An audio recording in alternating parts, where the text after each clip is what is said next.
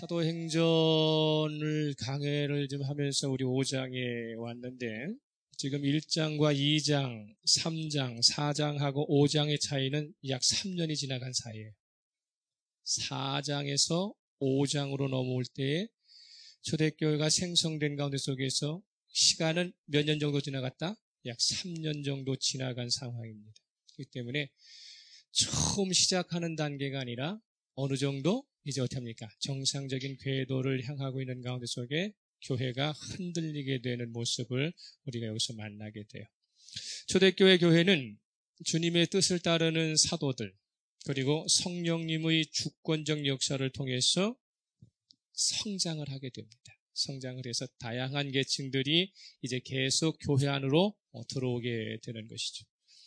오순절 성령 강림의 직접적인 수혜자였던 사도 그리고 120명의 성도들이 그 교회의 핵심이 되었고 또 베드로의 설교를 계기로 말미암아 회심한 3,000명, 5,000명이 회심한 사람들 그리고 40년 동안 걷지 못했던 그 안전뱅이 거린의 치유 사건의 여파가 예루살렘과 그 인근의 도시로 어떻게 합니까? 확산되는 가운데 속에서 교회는 여전히 핍박 상황에 있고 박해 상황에 있음에도 불구하고 새로운 도약의 시기를 맞이하게 되는 것입니다. 먼저 은혜를 체험한 성도들의 신앙에 감복한 사람들이 다양한 방법으로 교회 안으로 들어오게 돼요. 그래서 교회 구성원들 사이에는 조금 이전과는 다른 복잡한 관계를 형성하면서 한 문화의 사화를 이렇게 흘러가게 됩니다. 그러다 보니까 히브리파라고 하는 예루살렘을 중심으로 해서 중군동에 많은 성도들이 살고 있는 이 지역 사람들의 히브리파, 지중해 건너편의 그리스나 로마나 이 그레데나 여러 가지 지역 가운데서 지중해 서쪽에 있는 사람들의 또 신앙인들이 들어와 가지고 또 헬라파, 그래서 히브리 문화와 헬라파 문화가 뒤섞이면서 그런 가운데 속에서도 교회 안에도 다양한 계층의 사람들이 교회를 이제 구성해 나가게 되는 것이죠. 유대교의 거센 핍박은 끊이지 않았어요. 그러면서도 교회 안에는 사람들이 다양한 방법으로 들어왔기 때문에 경제적인 부분은 나아진 것도 없지만 그렇지만 성령이 인도하시는 대로 이 조직이 묵묵히 순종을 하다 보니까 나름대로 교회 안에는 평안이 유지되고 있는 그런 상황들이었습니다. 사도행전 4장 32절에서 35절을 봅니다. 사도행전 4장 32절에서 35절 같이 읽습니다. 시작. 믿는 무리가 한 마음과 한 뜻이 되며 모든 물건을 서로 통용하고 자기 재물을 조금이라도 자기 것이라 하는 이가 하나도 없더라. 사도들이 큰 권능으로 주 예수의 부활을 증언하니 무리가 큰 은혜를 받아 그 중에 가난한 사람이 없으니 이는 밭과 집 있는 자는 팔아 그 판 것의 값을 가져다가 사도들의 발 앞에 두매 그들이 각 사람의 필요를 따라 나누어 줍니다. 그러니까 3, 4년이 지나가는 가운데 속에 공동체에 새로운 사람들이 자꾸 유입이 되지만 초창기의 믿음을 가지고 시작했던 사람들의 이 신앙의 본이 흔들림이 없었어요. 사도들에게 말씀을 배우고 모여서 기도하고 교제하고 떡을 떼고 안과 밖의 신앙생활이 변함없이 하는 가운데 속에서 그런 가운데 속에 교회는 양적으로 점점점 성장해 갔지만 그럼에도 불구하고 경제적인 것은 어려움이 많죠. 왜냐하면 그 당시에 교회는 가난한 사람들이 부자보다는 더 많이 들어와 있었기 때문에 그렇지만 그런 가운데 속에서도 나름대로의 일상적인 그런 삶들 가운데 속에서 하나님께 예배하는 것과 자신들이 세상을 살아가는 삶이 동떨어지지 않고 모범적인 모습을 나름대로 갖추고 있었다고 하는 것입니다. 교회의 재정적인 어려움을 해결하고자 새로운 회심자 가운데서 이제 사심없이 자발적으로 자신의 재산을 헌납하는 사람들이 점점 많아지기 시작을 하면서 교회의 재정적 규모도 좀 커지기 시작을 합니다. 그 중에 많은 부동산을 소유하고 있었던 이 바나바라고 하는 사람이 재산의 일부를 팔아서 이 사도들에게 맡기는 그런 대목이 이제 한번 나오죠. 37절입니다. 4장 37절 시작. 그가 밭이 있음에 팔아 그 값을 가지고 사도들의 발 앞에 두니라. 바나바의 이 구제 행위는 다른 성도들에게 큰 감동도 주었고 그리고 다른 성도들에게 도전도 주었어요. 그래서 교회 안에는 이전과는 다른 형태의 나눔의 문화가 하나 정착을 하게 되는 것인데, 그전에는 교회는 어떻게 보면 있는 가운데 속에서 가난한 사람들에게 구제하고, 그리고 히브리 사람들이 유대인들은 하루에 2끼 먹는다고 그랬잖아요. 2끼 먹는 가운데 속에서 이 저녁에 마지막에 이 밥을 먹지 못하면 하루가 굶어가요. 그러니까 교회는 마지막 2끼 중에 마지막 이 밥을 어떻게 합니까? 나눠주는 그런 역할들을 해서 어떻게 됩니까? 조금 교회가 가지고 있는 것을 더 없는 사람들에게 나눠주는 것을 주 목적으로 하고 그렇게 구제 행동을 했는데, 교회 공동체가 점점점 커져가는 가운데 속에서 자신들의 부동산을 가지고 있거나 동산을 가지고 있는 사람들이 사심을 갖지 않고 자발적으로 사도들 앞에 재산을 헌납을 하고 난 뒤에 그리고 가난해지는 거예요. 자신들의 부를 교회 앞에 내놓고 그리고 자신들은 가난해졌는데, 그러면 그것으로 끝나는 것이 아니라 먹고 살아야 되고 생활을 해야 되잖아요. 그럴 때에 내가 이러이만큼 필요합니다 하고 다시 자기가 헌납한 재산 가운데 속에 필요한 몫을 어떻게 합니까? 필요에 따라서 다시 가져가서 생활하는 그런 공동체로 바뀌게 되는 것입니다. 아까도 말했지만 전에는 의식주를 해결할 수 없는 성도들에게 대한 직접적 구제 사업에 중점을 두었다면, 이제는 구성원 간의 재산을 헌납한 사람들이 자신의 필요에 따라 다시 교회로부터 도움을 받는 방식의 문화가 이렇게 정착을 하게 되는 거예요. 이 사도들은 교회에 헌납된 재물이 늘어나면 늘어날 때마다 어떻게 하냐면 필요한 사람들에게 가장 적절하게 다시 재분배하는 것에 역점을 두고 교회를 이끌어가게 되는 것입니다. 그렇게 큰 문제 없이 성장할 것만 같았던 이 공동체가 갑자기 큰 시련에 직면하게 된 것은 교회 안에 한두 사람의 욕심에서 새로운 문화를 역이용하려고 하는 불순한 의도가 하나씩 개입되고 있다고 하는 것입니다. 아나니아와 삽비라 부부는 이 제자들의 삶에 감동해서 초대교회 안으로 들어온 구성원이 되었지만, 이 먼 눈에는 뭐만 보인다고요? 제일 먼저 이 부부가 체득한 것이 뭐냐면, 교회의 경제의 규모가 얼마만큼 늘어나고 있고 이 경제적 이 규모가, 재정이 어떻게 들어가고 있고 흘러가고 있다는 것이 눈앞에 보이게 되는 거예요. 그러니까 어떻게 됩니까? 이 구조를 잘 이용하면 내가 부자가 되겠구나라는 생각을 하는 거예요. 그래서 구조를 선용하기보다는 악용하고 싶은 한두 가지의 유혹에 직면을 하게 되는 것입니다. 첫 번째로는 자신의 재산 중 일부만 헌납하고 모든 것을 내놓은 것처럼 거짓말을 한 뒤에 훨씬 더 많은 양의 재정적 보조를 받고자 하는 헌금을 재투자하는 투자 방식으로 생각을 하는 것이고, 두 번째로는 바나바의 선행이 많은 성도들에게 어떻게 합니까? 칭찬을 받고 감동을 주니까 하나님으로부터 바나바가 은혜를 받는 것을 봤어요. 그런 가운데 속에서 어떻게 합니까? 많은 사람들로부터 존경이 뒤따라오니까 바나바의 지위가 어떻게 됩니까? 급상승을 해서 교회의 일정 분량의 지도자로 부상을 하는 것을 아나니아와 삽비라는 보게 되면서, 그렇다면 내가 적은 돈을 교회에 헌금을 하고 그보다 더 많은 돈을 내가 필요에 따라 가져가면 이득이요, 이 계기로 말미암아 교회 사람들로부터 칭찬도 받고 명성도 얻고 이 큰 무리의 지도자가 된다면 빨리 지도자가 된다면 그러면 명예도 나한테는 올 수 있겠구나라고 하는 부부의 잘못된 유혹이 이 안에 들어오기 시작을 한 것입니다. 왜 우리는 유혹을 받을 수밖에 없는가? 또는 왜 우리는 유혹을 이길 수 없는가? 라고 하는 책이 있어요. 저자가 러셀 D. 무어 목사인데 이분이 이야기하는 것은 뭐냐면 사람이 유혹에 무너지는 데는 일정한 사이클이 있고 단계가 있다는 거예요.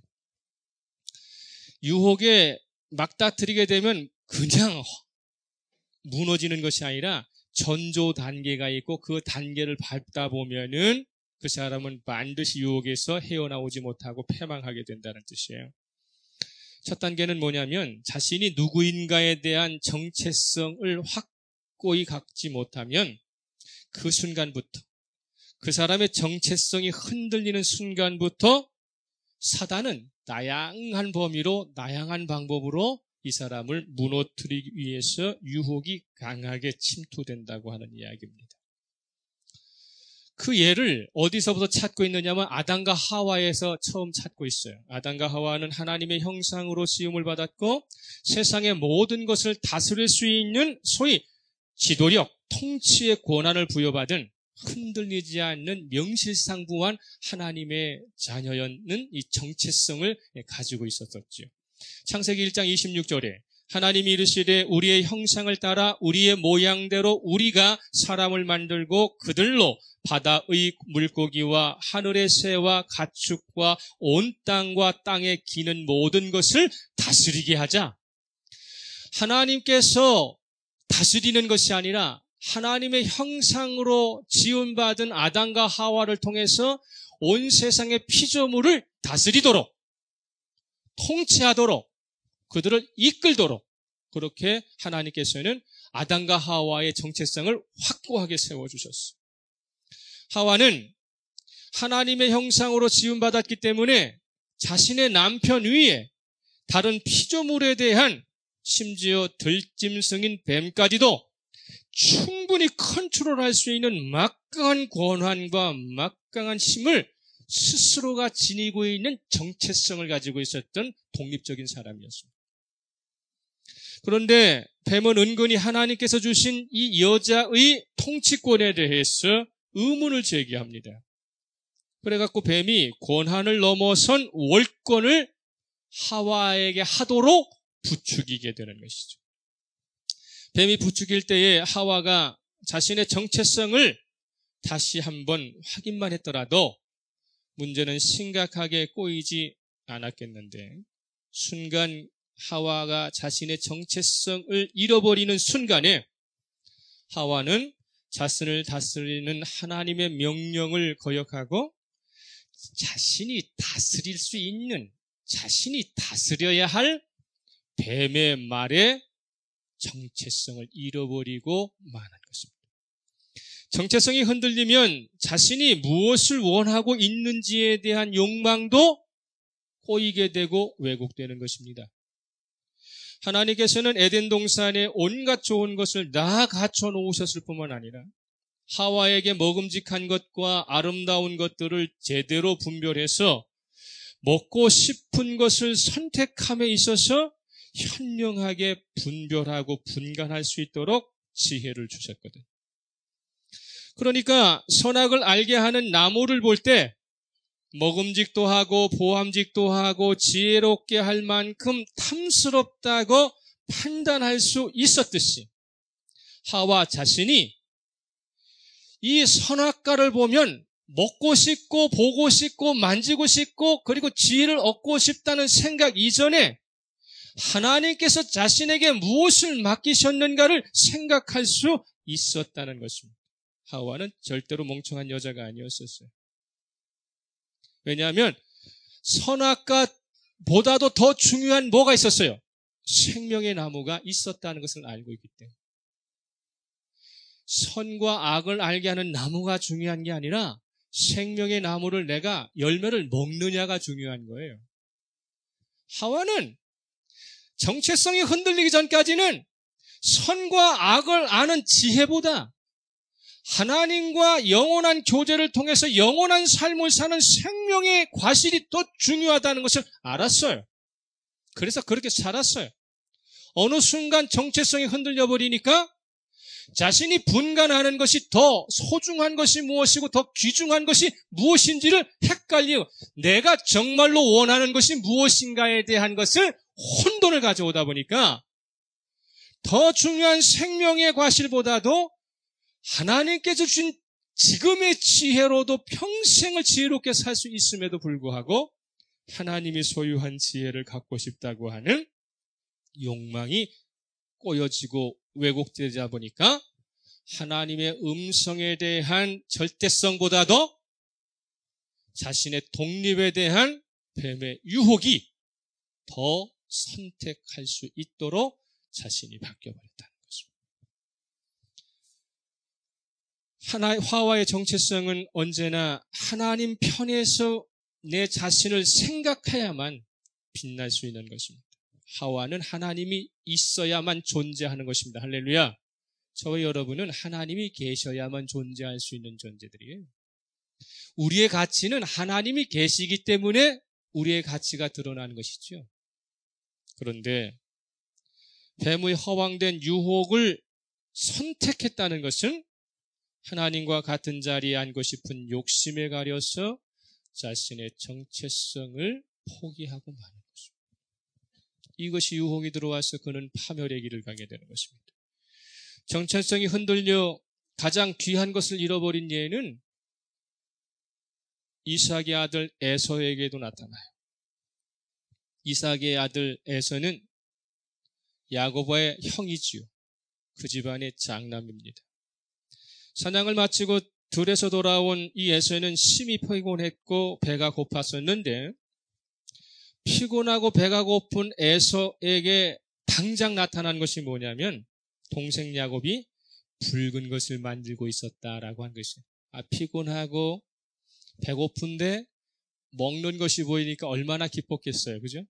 그런 부분 우리 생각하면 25장, 창세기 25장 30절입니다. 창세기 25장 30절에 야곱에게 이르되 내가 피곤하니 그 붉은 것을 내가 먹게 하라 한지라. 그러므로 에서의 별명은 에돔이었더라. 이렇게 됐어요. 에돔이라는 것은 붉다란 뜻이거든요. 그러니까 에서는 평소에도 무엇을 좋아했어요? 붉은 것을 좋아했어요. 팥죽을 좋아했다는 것이죠. 그런데 들에서 사냥을 하고 왔는데 피곤해. 배가 고팠어. 그런데 자신 앞에는 뭐가 있어요? 평소에 좋아하는 붉은 것이 있어. 그러니까 당연히 내가 어떻게 되겠어요? 먹고 싶다는 생각이 들겠죠. 저거 한 그릇 먹으면 좀 피곤도 가시고 배고픔도 면할 수 있을 것 같다. 라고 하는 생각이 그 안에 들어오게 되는 것이죠. 근데 못된 야곱은요, 형과 나눠 먹어야 할 음식을 가지고 흥정을 하게 됩니다. 잘못된 유혹이었음에도 불구하고 배고프다는 이유로, 피곤하다는 이유로 에서는 너무도 쉽게 자신의 정체성을 포기하는 흥정을 하게 된다는 것입니다. 에서에게 먼저 잘못이 있었던 건 아니에요.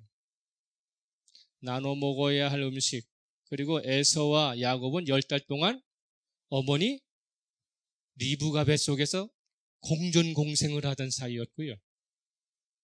그죠? 그리고 에서와 야곱은 이 세상으로 나올 때 한 끗 차이예요. 왜 그럴까요? 에서가 머리를 뒤밀고 그리고 에서의 발을 누가 잡고? 야곱이 잡고 나왔으니까 결국에는 일심동체여 한 몸을 이룬 사이인데 팥죽 한 그릇을 놓고 흥정을 하고 있어요. 그러면 에서가 이렇게 얘기했어요. 야, 그 팥죽 한 그릇 갖고 엄청 걸 거네? 너하고 나하고 그럴 사이야? 그냥 줘! 라고 할 수도 있잖아요. 야곱이 아무런 계략을 가지고 있고 아무런 나쁜 의도를 갖고 있을지라도 에서가 자기의 정체성을 굳건히 가지고 임마 내가 너의 형이야. 비록 네가 내 발꿈치 잡고 나왔지만 형이 그 팥죽 한 그릇 달라고 하는 걸 그걸 못 주고 흥정을 해? 라고 엄하게 야단을 치고 그리고 자신의 위신을 세우고 아무리 내가 배고파도 나 그런 거 못해 라고 했어야 할 것이 에서였다는 것이죠. 그런데 그러지 못했어요. 32절에 보면 뭐라고 이야기하느냐면, 자, 창세기 25장 32절 찾고 읽습니다. 시작. 에서가 이르되 내가 죽게 되었으니 이 장자의 명분이 내게 무엇이 유익하리요? 팥죽 한 그릇 안 먹는다고 죽는 거 아니에요. 지금 자신의 신분을 혼동하게 되고 자신의 정체성을 혼동하다 보니까 먹는 거 앞에서 인생을 망조로 살게 되는 것입니다. 마다들이 갖다주는 정체성의 참된 유익이 팥죽 한 그릇으로 왔다 갔다 하는 게 아니라는 것이죠. 멀리 내다보지 못한 에서의 언사는 엄청난 결과를 초래하게 됩니다. 신약성경 찾습니다. 히브리서 12장 16절. 히브리서 12장 16절. 히브리서 12장 16절. 시약벳. 히브리서 12장 16절. 같이 읽습니다. 시작. 음행하는 자와 혹 한 그릇을 위하여 장자의 명분을 판 에서와 같이 망령된 자가 없도록 살피라. 먹는 것 갖고 장난하고 먹는 것 갖고 자기의 신분을 혼동하는 사람들은 뭐라고 이야기하는 거예요? 망령됐다는 거예요. 망령이라는 건 뭡니까? 치매 걸렸다는 거죠. 사람 구실을 못한다는 겁니다. 이삭의 장자로 태어난 에서가 팥죽 한 그릇의 잘못된 선택으로 잃어버린 것은 자신 하나만의 인생이 아니었습니다. 자신의 계보 전체가 이후의 모든 후손의 삶을 팥죽 한 그릇으로 결정하는 망령된, 정신나간, 치매 걸린 사람으로 살게 된다는 것입니다.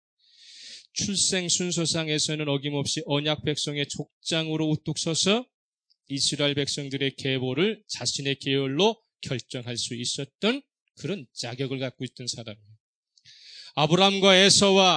아브람과 이삭과 에서의 후손이라 이러해야 할 축복된 이스라엘 계보가 어떻게 바뀝니까? 아브람과 이삭과 야곱의 계보로 흘러가게 되는 것입니다. 후손들로 자신의 이름 뒤에 자신의 후손들이 이스라엘의 어떻습니까? 주인공으로 살 수 있었음에도 불구하고 그 역사를 그렇게 채울 수 있었음에도 불구하고 단지 배고픔을 해결해 준다는 유혹 때문에 자신의 정체성이 흔들려 예정된 축복의 자리는커녕 후손들의 미래까지 송두리째 바꿔버리는 결정을 하게 되었다는 것입니다. 사단의 주목적은 뭘까요? 하나님의 축복된 자리에서 자신들이 쫓겨났잖아요. 사단은 하나님에게 사랑받던 천사들이었었어요. 근데 하나님의 자리를 의도적으로 교만하게 차지하려고 하니까 쫓겨났어요.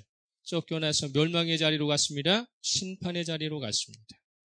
사단의 주목적은 뭐냐면 성도들에게 하나님과의 복된 교제의 자리를 분리시켜 놓은 다음에 최후에 자신들이 앉아서 심판받을 자리에 성도들을 옆에 앉히는 것이 최후의 목적이에요. 사단은 멸망받을 존재이기 때문에 우리가 요한계시록에 보면 반드시 멸망당합니다. 사단이 지금 우리 속에 나타나서 하고자 하는 것은 자신들이 하나님으로부터 구원받는다든지 자신들이 세상을 다시 한번 뒤바꿔 보려고 하는 것이 아니라 자신들의 멸망의 자리에 누구를? 하나님이 선택한 백성들을 초청해서 옆에 앉혀서 같이 사망 선고받는 것을 주 목적으로 갖고 있다고 하는 것입니다. 아나니와 사피라는 예수 그리스도의 이름만이 보장해주는 가장 귀중한 그리스도인이라고 하는 정체성을 버리고 현실적인 욕심과 뒤틀려진 명예욕의 탐욕자가 갖는 그 길을 선택한 것이죠. 사단의 유혹은요, 먹는 것에서부터 시작돼요. 저와 여러분이 주일날 왜 빠지는 겁니까? 먹고 사는 문제 때문에 그러는 거 아니에요? 창세기로부터 시작해서 끝날 때까지 먹고 사는 문제에 대한 정체성을 확고하지 못하면 항상 무너지고 항상 흔들리게 되어 있습니다. 하나님의 아들 예수 그리스도도 광야에서 40일 동안 금식하시면서 뭐로 시험을 받으십니까? 첫 번째, 먹고 사는 문제로 시험을 받아요. 네가 하나님의 아들이거든 이 광야에 있는 많은 돌들 중에 떡을 만들어라. 우리들의 이 그리스도인의 정체성, 먹고 사는 문제에 대한 하나님께서 책임져 주신다고 하는 확고한 신뢰가 없으면 저와 여러분은 먹고 사는 문제로 늘 시험에 걸리고 먹고 사는 문제 때문에 하나님을 떠나게 되고 결국에는 멸망의 자리로 가는 것입니다. 성경의 전체가 흐르고 있는 게 먹고 사는 문제. 그리스도인이라고 하는 고귀한 정체성에 더러운 불순물이 들어오는 순간에 신앙의 순수성이 사라졌을 뿐만 아니라 아나니와 삽비라는 사단의 놀이객감으로 전락하여 최후의 죽음을 보게 되는 것입니다. 거룩한 교회 안에서 세상적인 욕심을 채우려는 아나니아와 삽비라의 못된 욕심을 꿰뚫어 보신 성령께서는 절대로 이 사안을 가볍게 다루시지 않으시고 엄격한 기준을 대시는 것입니다. 예수께서 우리에게 제공해 주신 구원이라고 하는 은총의 값진 가치를 세상적인 물질과 명예로 바꾸려는 망령된 이 부부에게 성령님께서는 교회를 대표하고 있는 베드로에게 특단의 영적 분별력을 키워주셔서 공개적이면서도 단호하게 징계하시죠. 본문 들어갑니다. 5장 3절, 사도행전 5장 3절 시작. 아나니아야,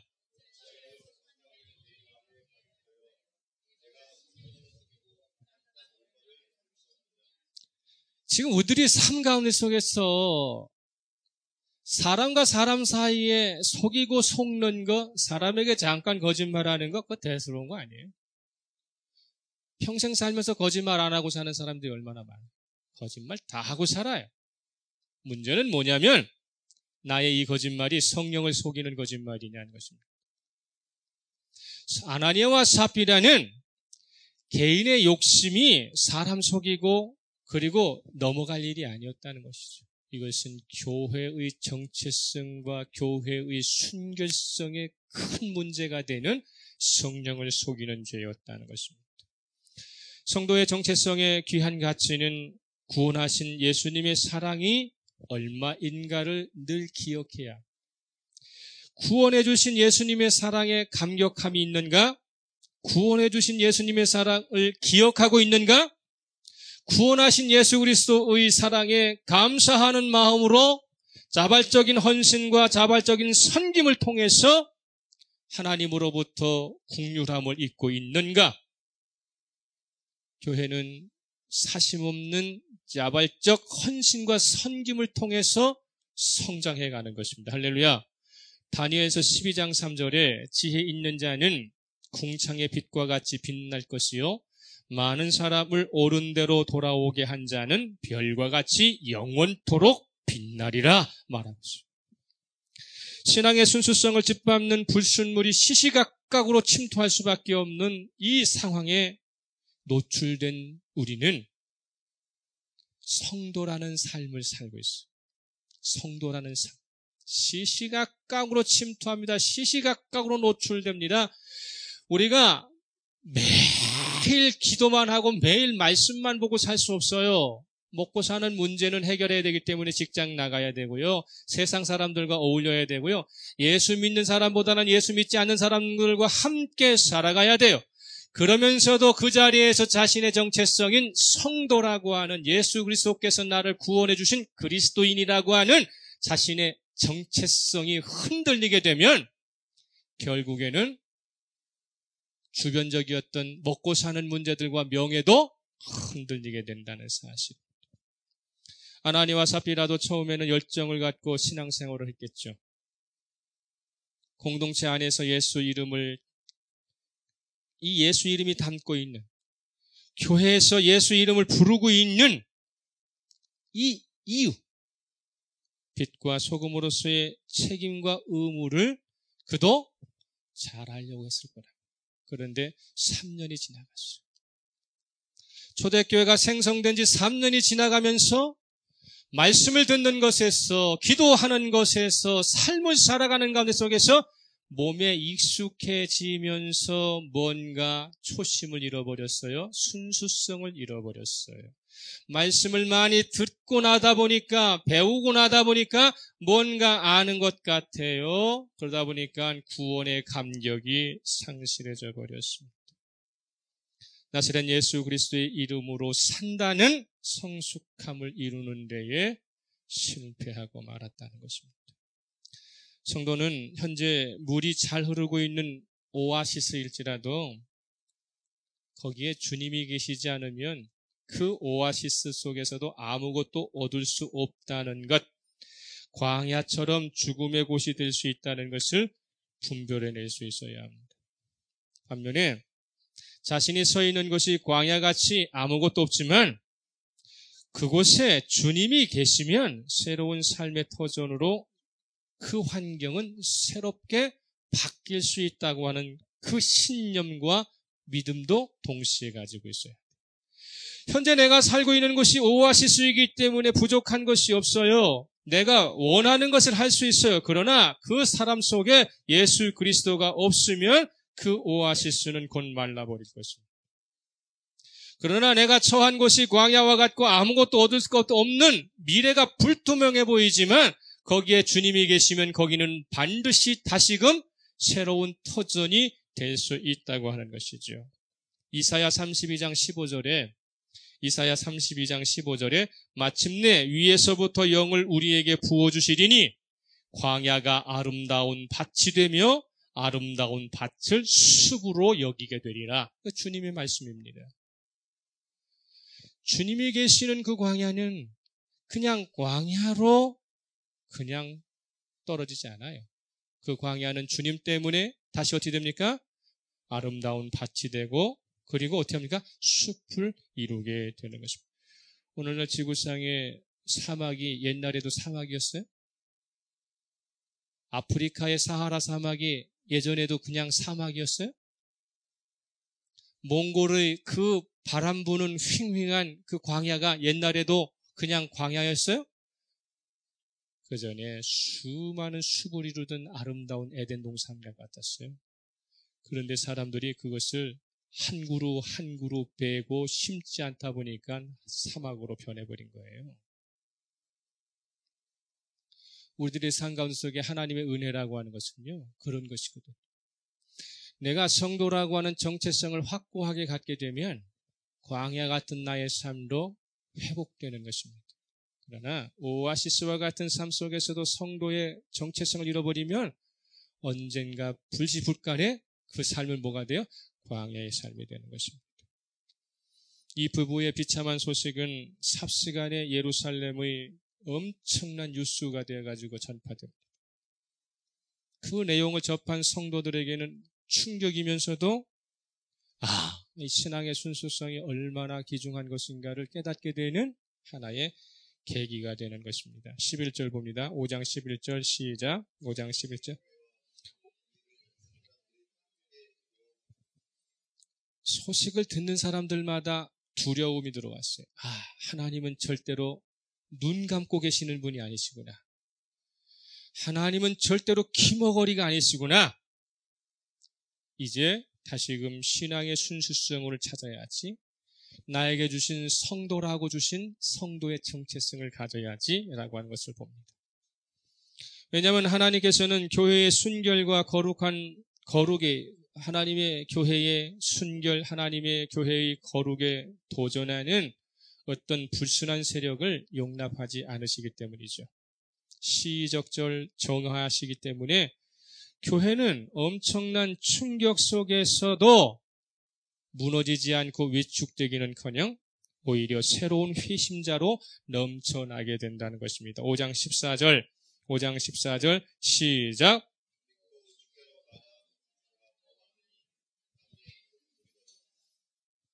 아나니와의 삽비라의 문제가 교회를 위축시키고 교회를 조각낸 것이 아니라 거기에 경고를 받고 신앙의 순수성을 다시금 생각하고 자신의 정체성을 회복해가는 사람들을 통해서 교회는 어떻게 됩니까? 주께로 나오는 자들이 더 많아지게 되는 것입니다. 아나니와 삽비라가 더 이상 큰 복을 누리지 못하고 교회 안에 들어와서 성도라고 하는 귀중한 직분과 그리고 그리스도인으로서의 은혜를 얻고 살다가 왜 중도에 실패하고 말았는가를 생각해야 합니다. 아나니아와 삽비라와 같은 마음을 가진 사람이 이 공동체에 이 부부만 있었겠어요? 하나님께서는 일벌 별게 하는 거잖아요. 교회는 예수 그리스도의 보혈이 흘려진 골고다의 십자가를 기초해서 세워지고 있는 영적 은혜의 공동체입니다. 할렐루야. 예수 그리스도의 십자가라고 하는 골고다의 보혈의 피가 영적 기초가 돼가지고 세워지는 거룩한 진리의 터예요.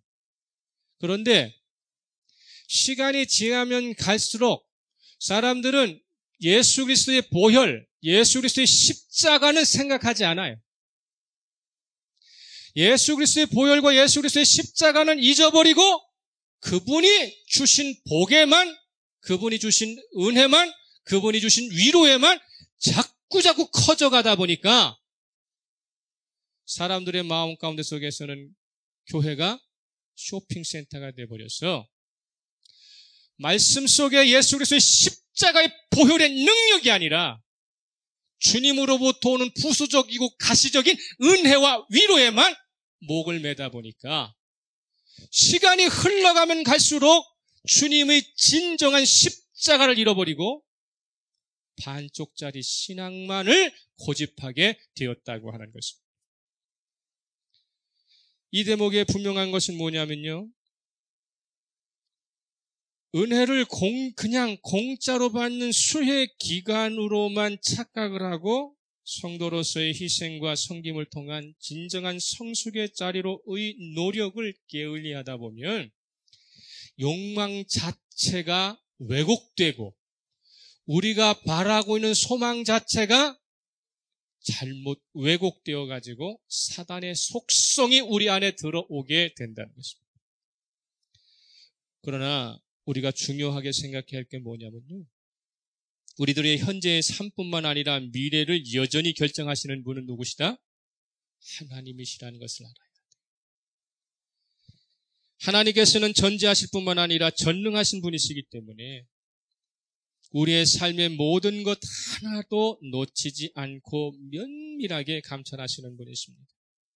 하나님의 전지와 전능하심은 우리들이 범한 과거의 죄만 그저 추적을 해갖고 용서해 주시는 것에 그치는 것이 아니라 지금과 우리 미래의 삶을 능동적으로 섭리해 가신다는 것입니다. 아무도 모르는 곳에서 둘만 공모하면 지도새도 모르게 성공할 것이라고 하는 생각은요. 소경이 한 번도 가보지 않는 그 길을 아무런 준비도 없이 그냥 나서는 망용과 다를 바가 없습니다. 9절에 보게 되면 뭐라고 나오냐면은 5장 9절에 베드로가 이르되 너희가 어찌하여 어찌 함께 꾀하여 주의 영을 시험하느냐 말하고 있습니다. 하나니와 삽비라의 마음 안에 사단의 유혹의 형태가 자리 잡을 때에 그들의 결정과 선택은 과연 자신의 미래에 어떤 영향을 끼칠 수 있을까에 대한 심사숙고함이 없어져 버렸어요.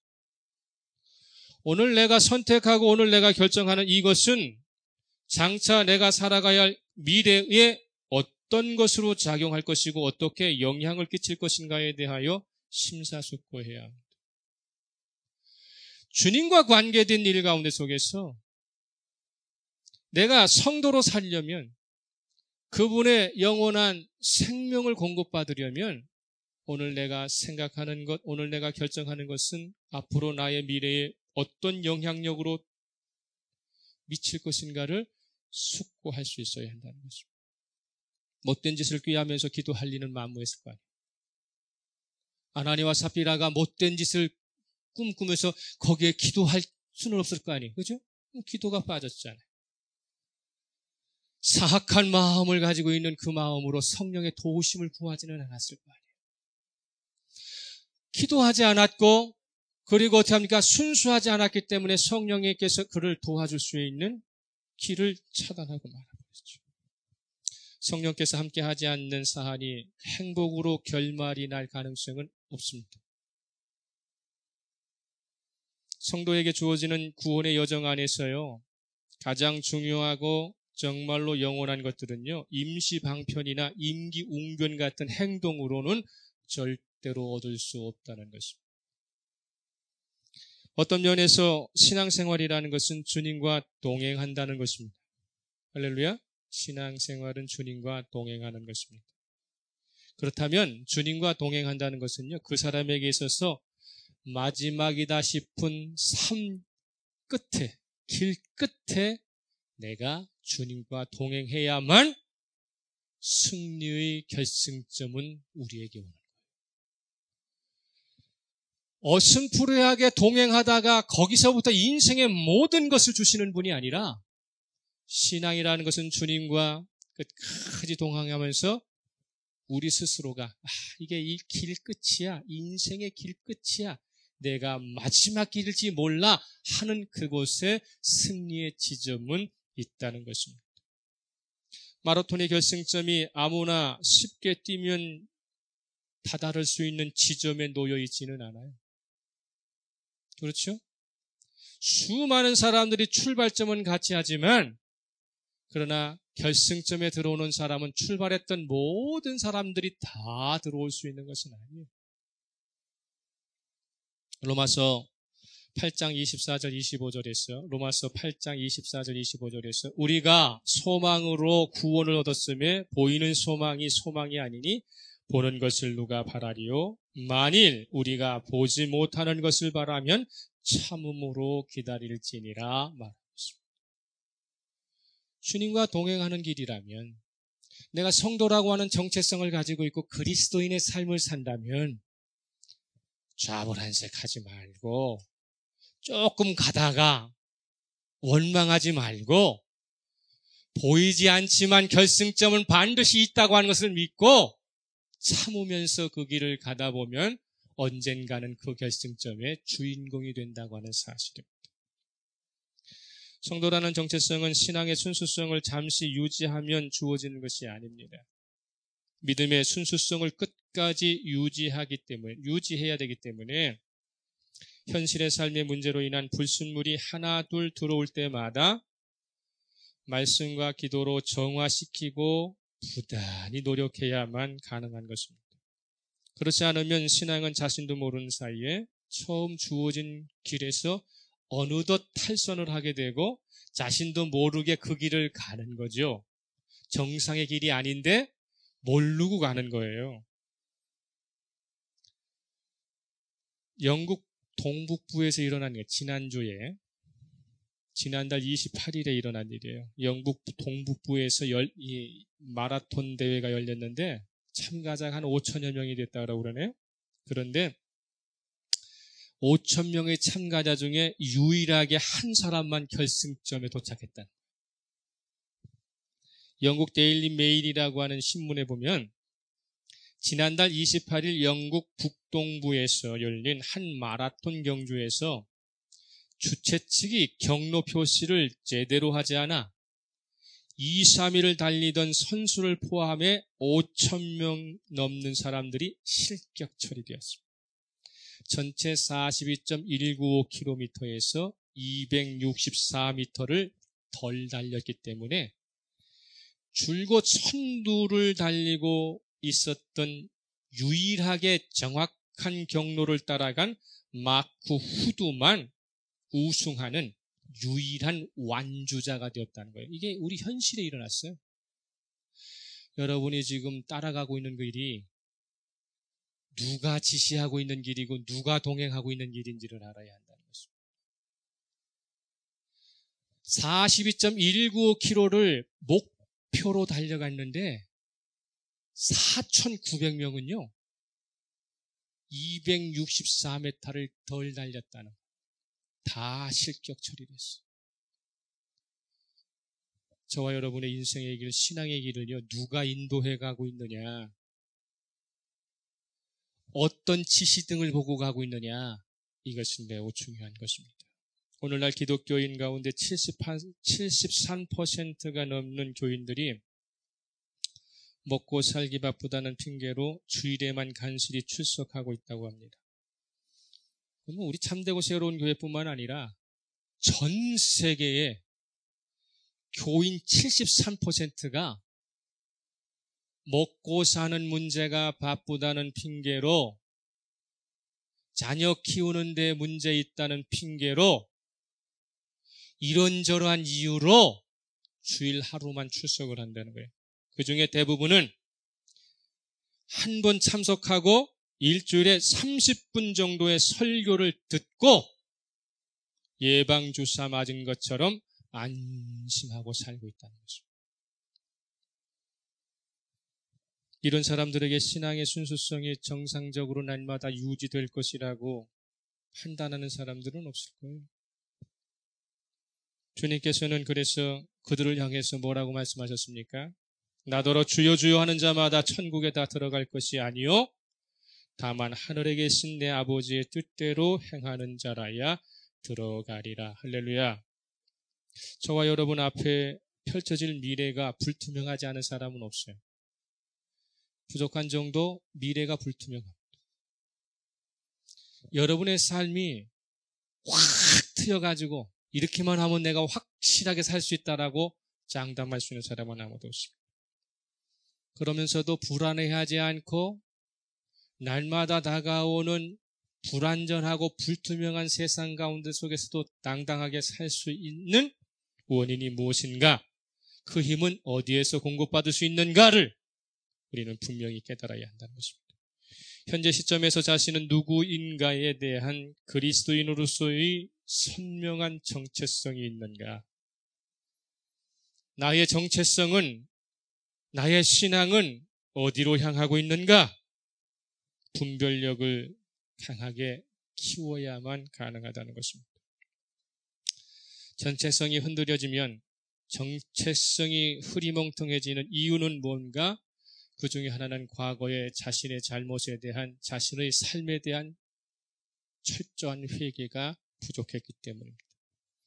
하나님께서 보장하시는 미래는 날마다 침투해오는 신앙의 불순물을 말씀과 기도로 제거하고 성령의 도우심을 바랄 때에 그는 때로는 넘어지기도 하고 때로는 불안하기도 하고 때로는 우여곡절을 겪지만 그래도 어떻게 합니까? 정상적인 길을 갈 수 있습니다. 사도 바울은 디모데에게 자신의 부끄러운 이력을 기회 있을 때마다 이야기해요. 자신이 어떻게 구원을 받았고 어떻게 내가 사도가 되었고 어떻게 그리스도인이 되었는가에 대하여 자신의 과거의 이력을 절대로 숨기지 않았다는 것이죠. 디모데전서 1장 13절 14절 보게 되면 뭐라고 고백을 하고 있느냐면, 디모데전서 1장 13절 14절에서 참 몇십 년 밑에 있는 그 디모데에게 죽음의 순간이 다가올 그는 그렇게 고백합니다. 내가 전에는 비방자요, 박해자요, 폭행자였으나 도리어 국류를 입은 것은 내가 믿지 아니할 때에 알지 못하고 행하였습니다. 우리 주의 은혜가 그리스도 예수 안에 있는 믿음과 사랑과 함께 넘치도록 풍성하였다고 이야기합니다. 현재적으로 주님을 붙들면 주님의 은혜는 풍성하게 다가옵니다. 그래서 다시 회복할 수 있어요. 그래서 오늘 우리는 무엇을 생각해야 되는가? 여전히 하나님은 신실하신 분이십니다. 할렐루야. 여전히 하나님은 은혜로우신 분이에요. 그래서 돌아오기만 하면, 그분과 동행하기만 하면 새로운 기회는 언제든지 그분께서 역사해 주시는 것이에요. 그러려면 어떻게 되는가? 이사야가 우리에게 이야기하고 있어요. 오직 마음이 가난하고 심령에 통회하며 하나님의 말씀으로 인하여 자신이 삶을 떨면서 사는 사람은 여호와의 보호를 받을 자격이 있다 말합니다. 이것이 이사야 66장 2절에서 나 여호와가 말하노라 내 손이 이 모든 것을 지었으므로 그들이 생겼느니라. 무릇 마음이 가난하고 심령에 통회하며 내 말을 듣고 떠는 자 그 사람은 내가 돌보려니와. 할렐루야.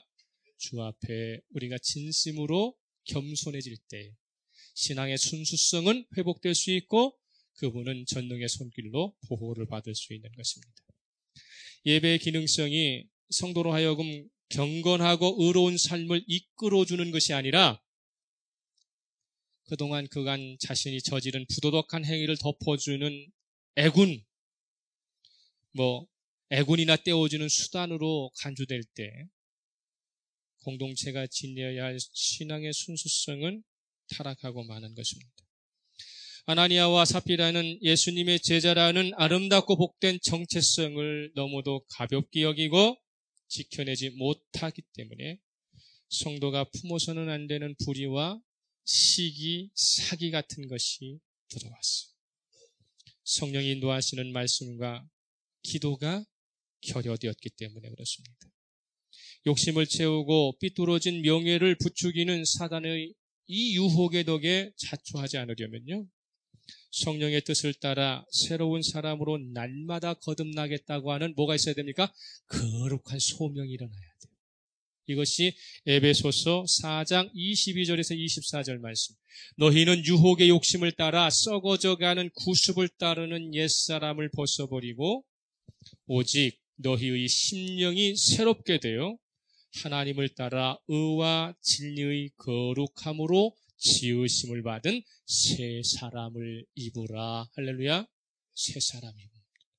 우리의 신앙의 이 불순물을 날마다 제거해서 여러분의 삶 속에 생명수가 넘치는 영생의 길이 열리는 마지막 여러분이 내딛는 결승점 끝길이 축복의 길이고 행복의 길이 될 수 있도록 교회 안의 여러분의 심령 안의 불순물을 말씀과 기도로 제거하고 날마다 겸손히 주와 동행하는 가운데 속에서 그래서 됩니까?